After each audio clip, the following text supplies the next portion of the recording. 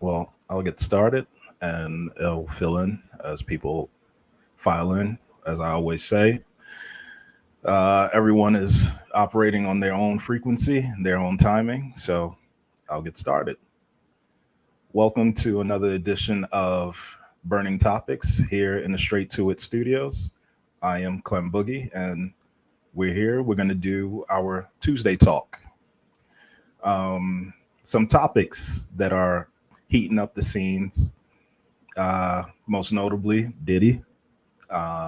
It seems like it's going to be never ending as far as what he's going to have to endure as he's being tried thus far by the court of public opinion through his actions, obviously, tangible evidence of the videotape and so forth, and people coming out of the woodworks stating their claims as to his poor behavior from his years in college and up until present time.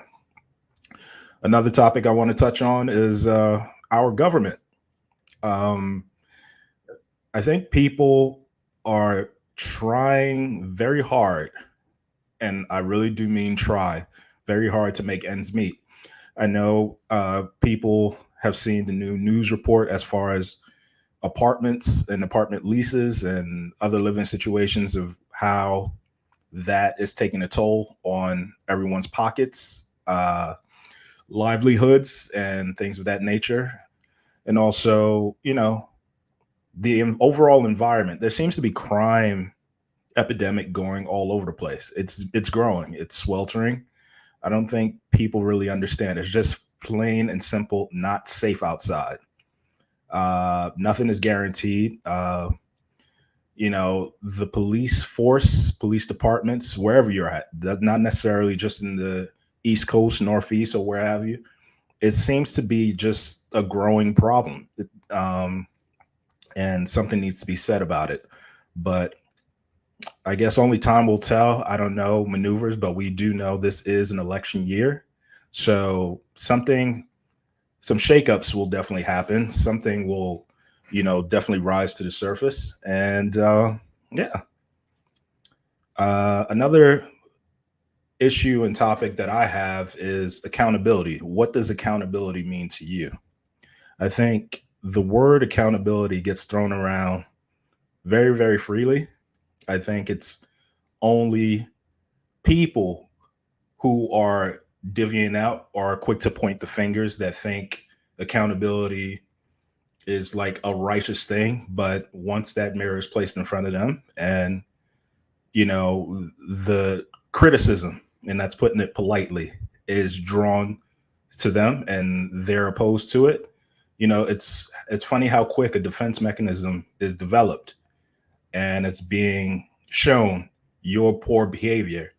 And for some reason, people have these, you know, reactions, so to speak, when it comes to being held accountable and feeling that, someone feelings are involved or, they're not right. And, the opposing person or persons have the right to tell you about yourself and what they might have to say. You might not like it, but it's all par for the course.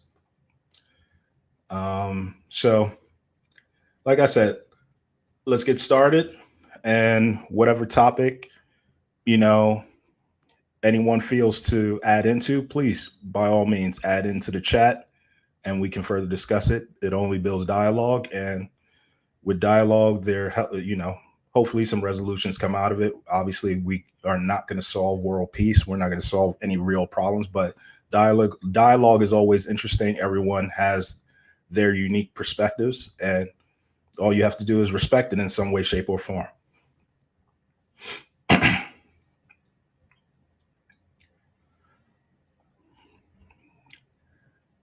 So I'll say it like this. Let's go with accountability. I think a lot of people are fascinated with the word accountability. I think people are very, very quick to point out other people's faults, other people's actions, other people's bad behavior. But what's not stated is that with accountability, it takes work. You know, We all at this point in time have gone to school at some level, completed various levels of school. And I think a lot of people fall intact of these situations where, you know, negative behavior only breeds more negative behavior and they think something positive is going to happen. Case in point, you have a bad attitude, someone else comes along, they have an even worse attitude than yours, and somehow or another that's some kind of flex, and someone thinks that you accomplished some great feat. What that feat is, I have no idea, but what I can tell you is it's only a growing problem and nothing that conversation can't solve. But somehow or another, people evade that portion of the program. No one is readily available to have conversation. No one's ready for problem solving. Everyone just wants to stand their ground, dig their heels, and have their bad behavior validated. Now, what gets accomplished through that? To me, absolutely nothing, because we're all unique in our own ways. We all perceive and receive things in different ways. So what I might think is disrespectful, the next person might think that's completely normal. So on either end, no one's to say they're wrong, but as I stated before, conversation seems to be like a evading factor. No one sits down and talks.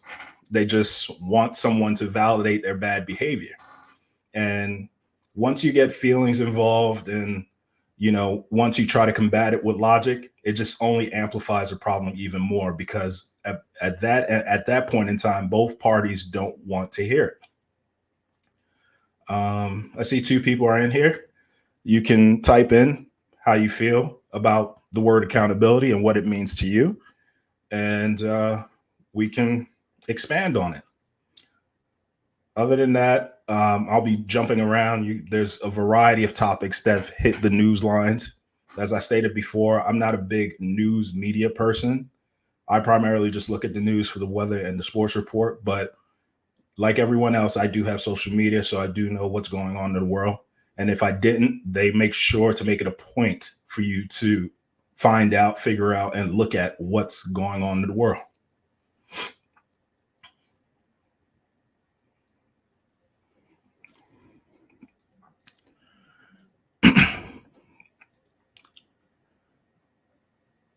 I think a lot of the time, especially the environments that we are, it doesn't matter. You can be in the suburbs, you can be in the city, you can be urban America, rural America, whatever the case may be. Violence is everywhere. There's a hood everywhere. Yes, there's a hood in Wisconsin. There's a hood in New York. There's a hood in Florida. There's hood everywhere, even overseas. I've been overseas, much like a lot of people have been overseas. There's a good, there's a bad, there's the ugly.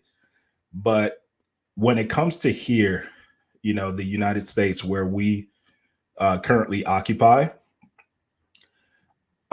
we don't have much say as to what goes on. I know people want to live in this facade of, you vote, you have to get to know your community leaders and all that kind of rhetoric. I don't really buy into that, because these are people that are campaigning and pretty much pandering for your vote. Um, a lot of times we see these figures get into office and they seem to just multiply the problem even more. Um, like I said, this year is an election year, so it's going to be pretty interesting, because both candidates, I think at this point, we can all say we're not thrilled. I don't think we've been thrilled with any of the candidates the past 8 to 12 years. So if anyone's over here, championing the thought of 2024, the election, I think they need to go get mentally checked. That's my personal opinion on it. Um, with how the economy, which we touched on last stream, the economy is doing it. People are really digging into their pockets. I alluded to earlier, there has come the rent hike ups wherever you're at. And also they're putting clauses into the lease agreements where they can likely increase the rent exponentially. So if you thought it was hard before, it's only going to get worse. I don't know in present time. I'm not an economist. I don't do any of that kind of stuff. I do know numbers like everyone does. We do enjoy money. We do agree money is necessity. But right now, it just seems to be very, very little to come by. Yes, we work hard. I don't dispute. Even if you're somebody that just sweeps at McDonald's, you're working hard for your money. I think there's something to be said that a lot of people are just not seeing the value in their check, what they work for, and obviously what gets divvied out from taxes. There's a whole host of things that get divvied out of taxes from our checks, salaries, whatever the case may be. They claim it's to benefit us. I don't know where it benefits anybody, to be quite honest, because you look at these things, a lot of it is the verbiage in it just seems, it's something just doesn't seem right. I know people speculate into where the money goes, but to this day, no one has given any like feasible answer to understand like what it is that we see. Like, I know people will get in their feelings when they have something to say about government officials that we pay their salaries and things of that nature. But is it true? Because they're not doing a good job, or they're always short staffed, or something that goes under the radar that we don't know about. There's a lot of things that happen in the back channels that we're not privy to. So, when things arise, it's very frustrating because it feels like we have no say. And I think that's where it's hitting a very fever pitch at this point in time with people in America, because, we're seeing a lot of transgressions, transpire, whether it be, migrants coming in where we were thought to be, somewhat of saviors, from what started at the borders to what happened with Afghanistan to now not now, but Ukraine and Russia, that whole saga going on, and then what we now know with Israel and Hamas and things like that. It's hard because with government, they have certain responsibilities. We're not, people understand that at this point in time, we are all structured under an umbrella, whether it's NATO, whether it's the United Nations, what have you. It's a conglomerate where there's an agreement where, seemingly you watch my back, I watch your back. We do even trade, here, there, whatever, but there's a give and take situation. And that's what a multitude of these disagreements, wars, destructions, these are what that's about. But what I can say is that with the Ukraine and Russia war, from anybody who's went to school or anything like that, you understand that at one time they were all one. And what's so hard about it is that these people, similar to, Israel and Hamas and everything like that, these are all problems that have been going on since the beginning of time. Now, how it becomes our business, it's very hard. I'm not a government official, but I'm just like you. I have 2 eyes and 2 ears. So I look at the nuances that take place in terms of understanding that, yes, that is correct. There's always backhand deals. You are correct.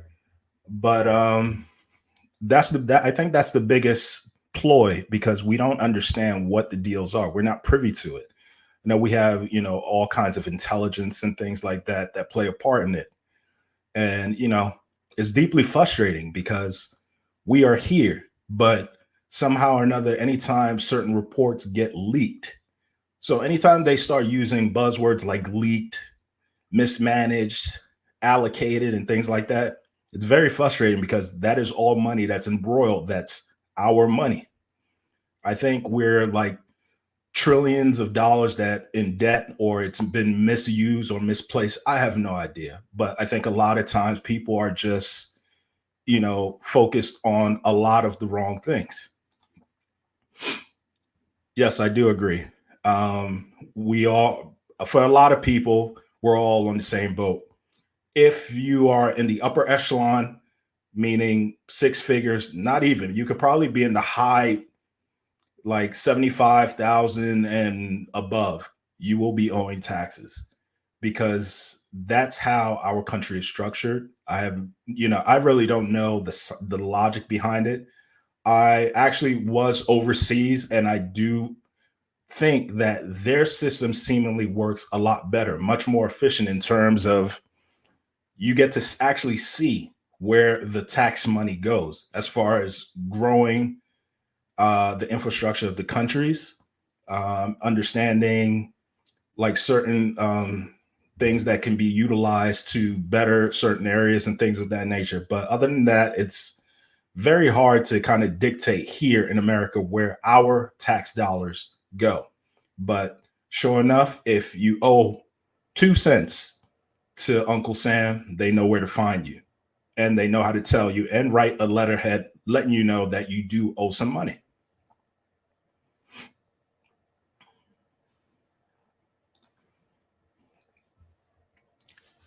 Um, yeah, but when it comes to our government, I can't say enough about how frustrating it is. We are the only nation that has a two-party system that no one can agree on pretty much anything. There's everyone is always so combative, but yet they forget it's supposed to be for the greater good of the nation. That ploy, that saying, I guess, is just the fallacy in terms of understanding what the people of America need. Um, and frankly, the past 4 years, they haven't done enough. Whoever's been in office, whoever's carrying the torch, has completely dropped the ball. Whether you voted for Joe Biden or you wanted the Democratic Party to be the majority and things like of that nature, you can't honestly sit there and say that you're happy. I'm not saying everyone has to vote Republican or be engaged with their, ideology or things of that nature. I'm just asking people to think critically for themselves because I think now it just feels like there's just a lot of people running around. They're brainwashed. A lot of people are frustrated. And, like I said, you don't have to watch the news, but if you're on social media in some fashion, you seemingly see all the nonsense. People are just they've had enough. Whether you have a grading system for leadership now or not, people are just unhappy. Things are unsettling. It's just feeling like one big unknown, and it's just hard because we have to have form some kind of functionality. And right now, as I hate to say it, it's easy to get a gun in comparison to getting a job. There are a lot of people just this past weekend that graduated, whether they graduated college, high school, or some kind of trade school. There's no jobs. So there's a multitude of problems that set in. And this is the next generation. So what are you trying to present to them? You have nothing to present to them. I agree. I agree 100%. Like I stated before, taxes. I think, it's you know it, it's something that is placed on us. You work so hard for your money, but yet you get taxed heavy. And those taxes that get levied on you, you never see it. You don't see what goes on. You don't see like the fruits of your labor. So it's just one of those things where I agree with you wholeheartedly. It goes in someone's pockets. Whose pockets? I have no idea though.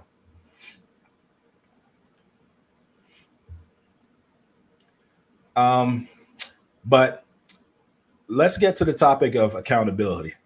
um I think there are a lot of people running around here pointing fingers. not accepting their just due that they play in whatever situation, whether it's a relationship, whether it's a business partnership, whether it's family, whatever. I think people have to understand that accountability works all the way around. It's very, very circular. No edges, no cut, no nothing. Like no one's above it. But I think we live in a time where people are just set in their ways, especially when you get to, I'm talking about people in my age group, the 40 and up, where you get set in your ways. You've worked so hard to kind of, staple who you are and who, the person you've become. You stepping into your own. So I think a lot of times it's hard, right?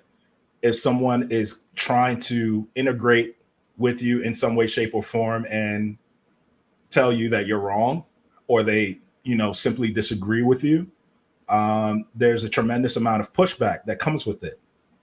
I think it's very hard in terms of understanding to look outside yourself, become very selfless, because a lot of people are guarded, a lot of people are jaded. There's, conversations that I have with both men and women, and it goes to extremes. There's always going to be blame to be passed around, and yeah, but I think with everything bears conversation. Some, people have to understand some conversations are just going to be uncomfortable. Call it what it is. Some conversations are going to be uncomfortable. You're not going to like it. You're not going to like what you hear. The person won't receive what you have to say very well either. But nonetheless, it has to be spoken upon, because I think there are a lot of people harboring some kind of feelings, and they don't feel that they have, the space to express it. And they feel like if they express their conversation, they express their feeling, or, for this matter, emotion, or whatever the case may be, they're going to be harshly judged. I don't think that should be the case. And, I'm a person that speaks from experience. I'm not perfect. I don't think anybody in the world is perfect. I think a lot of people are just, digging their heels and understand who they are and what they want to be. A lot of people, don't give chances, and that's not the way to look at it, because, essentially that's kind of burning a bridge. I think someone put up a quote earlier today, or a post, or whatever the case may be. Like, if you never loved someone, that, or you did love someone, like, you just don't wake up one day and say, oh, I love that person. Or like business dealings, like, oh, I'm not dealing with this person. Something had to happen. Something catastrophic had to happen. But nonetheless, there's still feelings involved. I always find it comical when people want to play this moniker that they don't have any feelings, or like they turn their feelings off. That sounds cool and all. That's, you got that from a movie you watch, or a show you watch, or something you saw online, but there's no way in hell you can actually do that. There are a lot of times where you'll have disagreements, and I think disagreements, seemingly illuminate into bigger issues, because you feel you're not being heard. Not being heard and trying to turn your feelings off is just not a good thing.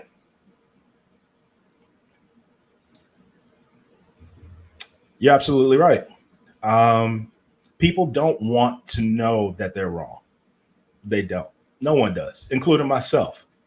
No one wants to feel like they're wrong. People just want to hear what they want to hear. They want to be validated in their own being.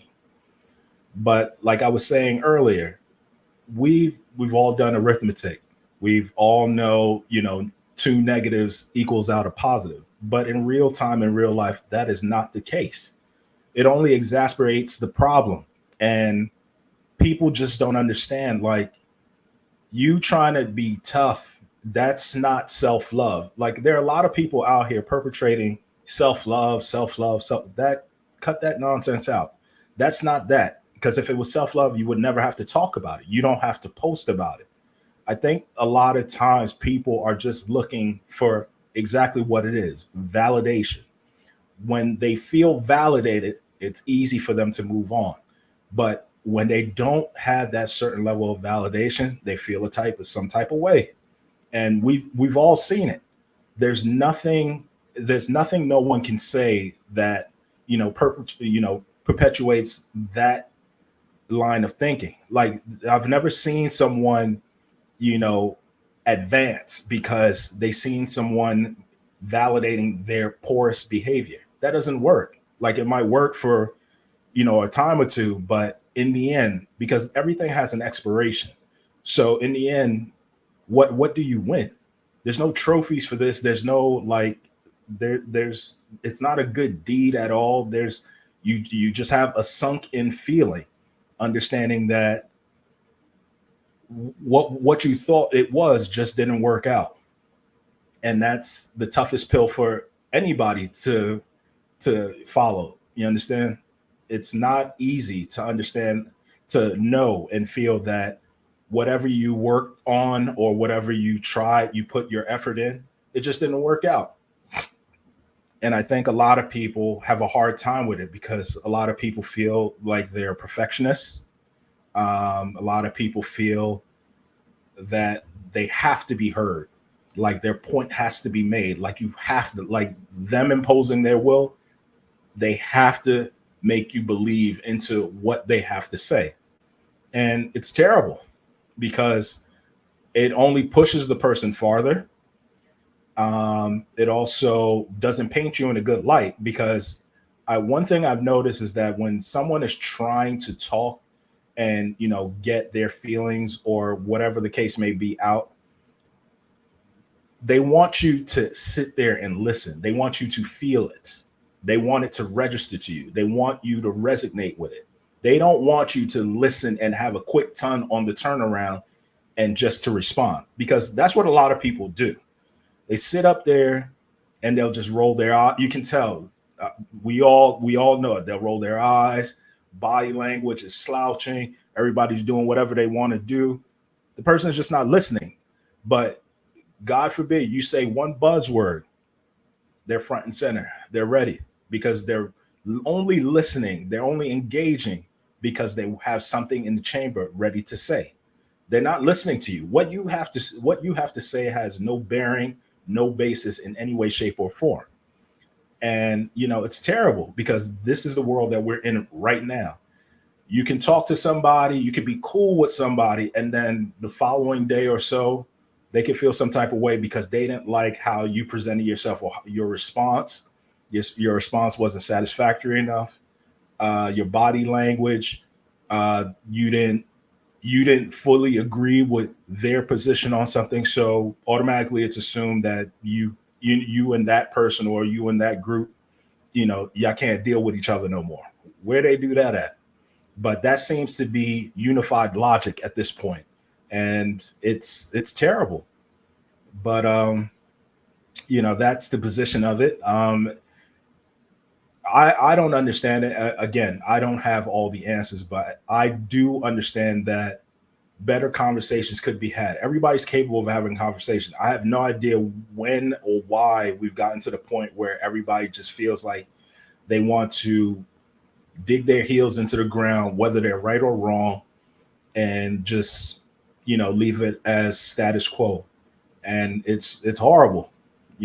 I've seen friendships, I've seen relationships, I've seen, some people marriage and things like that, kids involved and things like that. It's hard, but everything is communication. But also, I'm gonna say this, and I know at this stage of the game, everybody should understand: just because you're talking at someone, or just because there's constant back and forth, that's not communication. I think that's where it gets lost. Communication is deeply rooted in comprehension. So if you're not comprehending or exercising critical thinking, you're not doing it. You're just talking. You are just talking. The person could be stoic. The person could look like they're engaged, but I think a lot of people forget someone could be looking dead at you and they could absolutely not be listening to one thing you have to say. There are tons of people like that. I work with a lot of people like that. You work with a lot of people like that.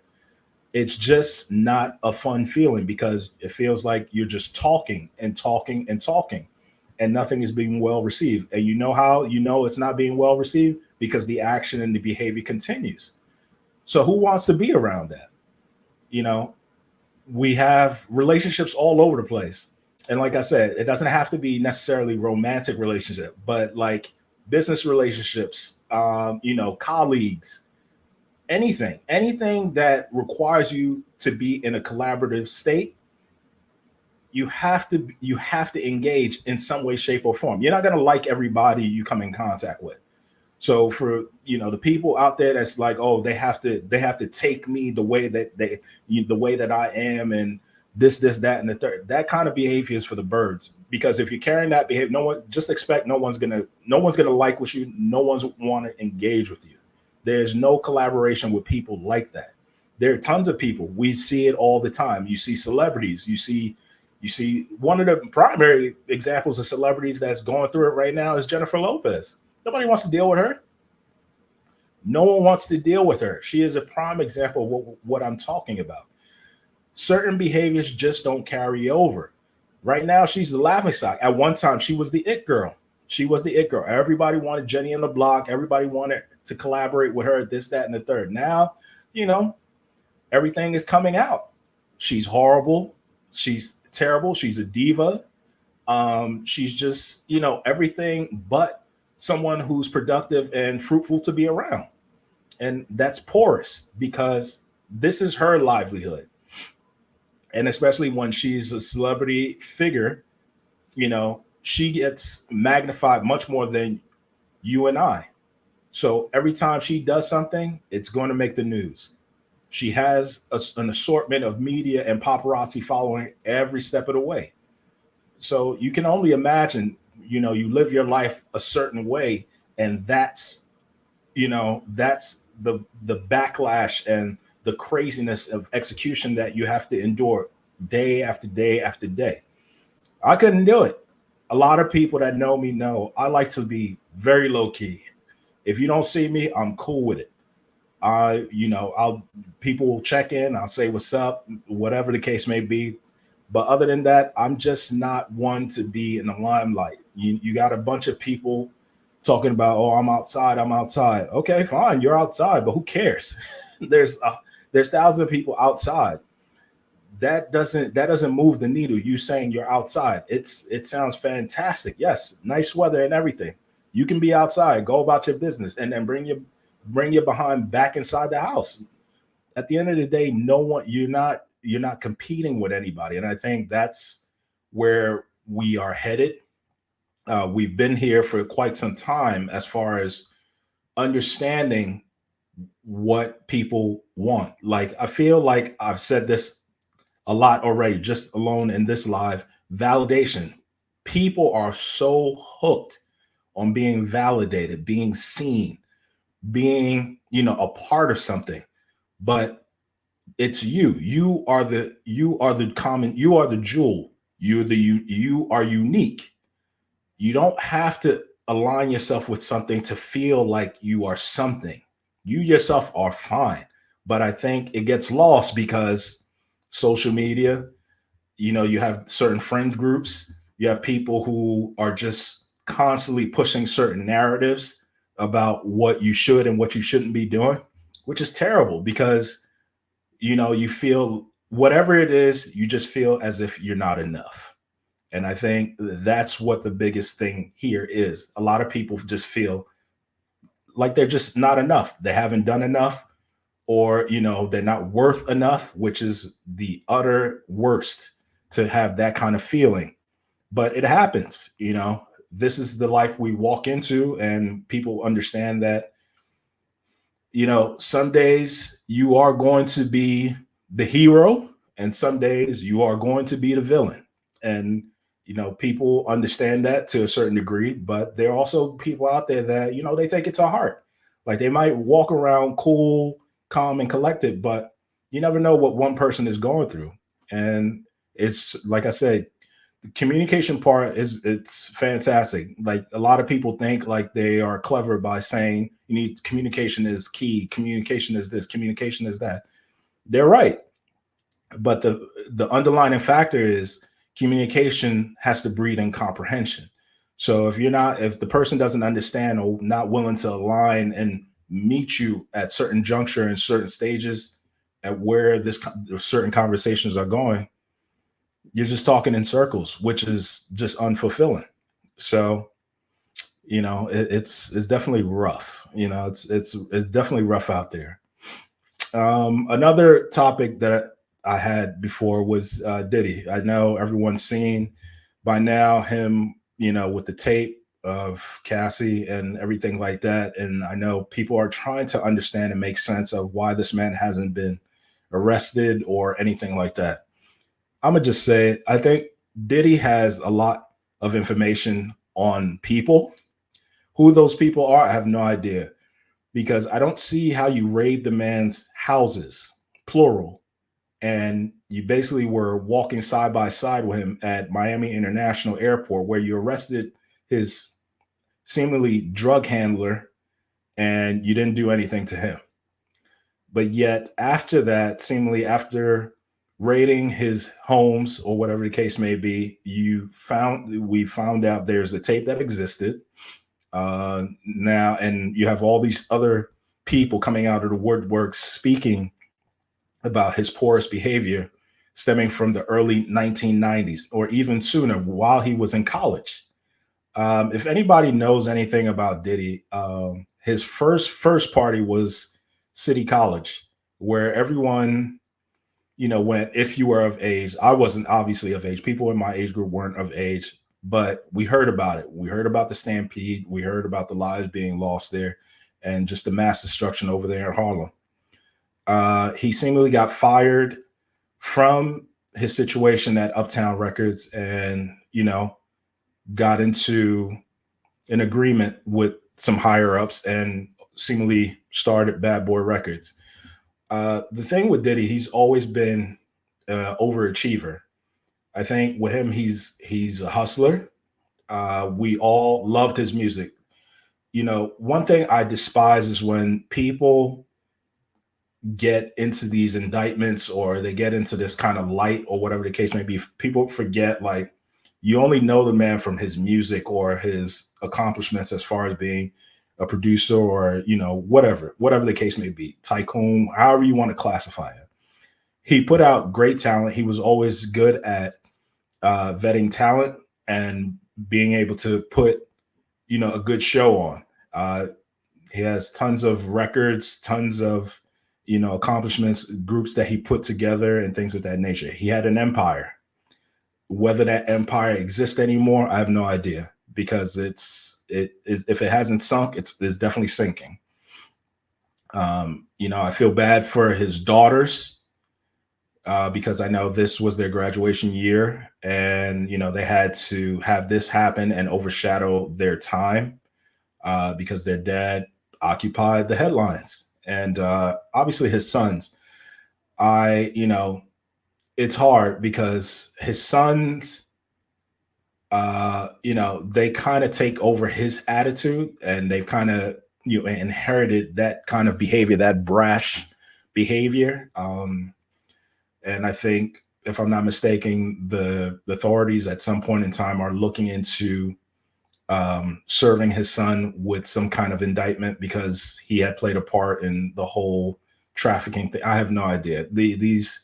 I think people are just throwing words around. Now it's just a bunch of wordplay because nothing tangible has been done or whatever the case may be. Like, I believe over the weekend or sometime last week, Diddy gave back the key to New York City, given to him by Mayor Adams, who's another clown in himself. But, that's something for another day. How I see the whole Diddy situation is this. Do I think he's a monster? I don't want to say a monster, because for him to be a monster, he had to learn it. That kind of stuff is learned behavior. Okay. You don't wake up one day and just say that I'm going to do X, Y, and Z, and you get labeled it, and people take that narrative and run with it. No, Do I think he's innocent? No, I don't think he's innocent in anything that he does. I think he's very calculated, is what Sean Combs is. He's a very calculated individual. You can see it in how he's built his empire, how he's made his money, how he seemingly speaks to people. Like, we all have it in us, not to that degree, but we all have the ability to understand settings. We understand who we're talking to, how to work the room, how to get something accomplished, get your elevator pitch, and hopefully it hits the right person. And I think that's his claim to fame. I think when it comes to Diddy, it's not, I'm not going to sit here and say it's hard. We've seen this story before. We've seen it with Bill Cosby. We've seen it with R. Kelly, and now we're seeing it with him. Somehow or another, people want to make it seem like he is the biggest monster of all time. No, he's not. He is not. Like I said already, it's learned behavior, but not a lot of people want to admit that. I think a lot of people want to talk about the parties, the Diddy party, and who was there and what was going on, and this, that, and the third. Again, it is learned behavior, because when you get money, it just enhances who you already are. And it just amplified, in his case, it just amplified a certain behavior that it was already instilled in him. And I think a lot of people have to remember that. Whether or not he goes to jail, whether he gets indicted or not, no one knows. I don't play those kind of games. I don't do the court of public opinion, which is what a lot of people are doing right now. Yes, we've seen the Cassie tape, we've heard the stories, and we know of all that's thus far going on. I'm not saying that any female, I'm not just saying Cassie because she's the point person and the person in the limelight, because from what I understand, his college girlfriend or college, female young lady that he dealt with is now coming out saying that he beat her with a belt and completely embarrassed her and things of that nature. And it's just wild. You hear from, bodyguards, ex-affiliates and things like that talking about how they knew, but for whatever reason, never stepped in, never did anything, so that is something where a lot of question marks are, would go up. But like I said, a lot of people are going to eat off this story because it's not going to end anytime soon. I think with him, whatever gets brought against Sean Combs is going to be very, very hard. It's going to be miserable. Like I said, we've seen it already. Within Bill Cosby and R. Kelly, and they both harsh lessons. People are saying, Russell Simmons left at a great time. Maybe. I think what people have to understand, the time. I'm not saying that any of these guys and individual behaviors, I'm not saying any of it is acceptable by any stretch of the imagination, because whether it's, my, daughter, niece, whatever the case may be, or your daughter, your niece, or whatever, or anybody that you hold dear and close to your heart, and doing that, you would feel some type of way. And there are a lot of people that play a part in this. And I don't think that they are being held to the same standard that Sean Diddy Combs is being held to. But all in all, you're always going to have people who judge, who are going to like cast stones and things like of that nature. But what I really want people to understand is that these people have parents, right? And which I'm always, trying to understand with these things. Where are your parents? We've seen tons of instances where people have parents and this stupid behavior seemingly goes under the radar, and there are no parents to like reprimand, or like, a father or a mother or an uncle or whoever. It's just like, You guys were okay with it until what? Until you didn't benefit from something, or what is it? Because what hurts is, in Diddy's case, his camp, his primary people that started out his label are not alive anymore. And some people want to cast blame on him. I don't know. I'm not in that circle. I don't think a lot of people are in that circle to speak on it. They've also said that he's played a part in Tupac's being unalived. There's just a lot of blame to go around, but yet everybody has all this inside information, right? And I'm one of those kind of people that, like, if you had all this information, where were you at? Why are you now 15, 20, 25 years later, now you have something to say? I never do understand stuff like that. I think it's completely ridiculous. I think nothing gets resolved that way. I think a lot of people want to feel like, again, a lot of people want to feel validated because they feel they have a piece of information that they've been harboring for quite some time. And like I said, whether or not Diddy gets prosecuted or whatever the case may be, I know now he has an onslaught of, issues coming on, people taking him into court and things of that nature. Nothing on the criminal side, but more so just to get retroactive things of that nature to see and get spoken of, and obviously being highlighted. It doesn't paint him in a good light. So right now his image is smeared.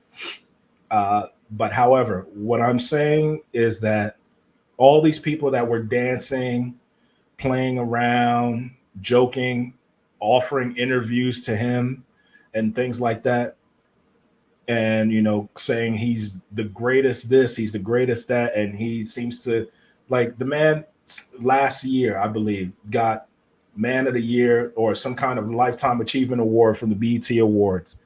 Something has to be said about it, because we don't know these people personally. We know them musically. We know them on a professional level.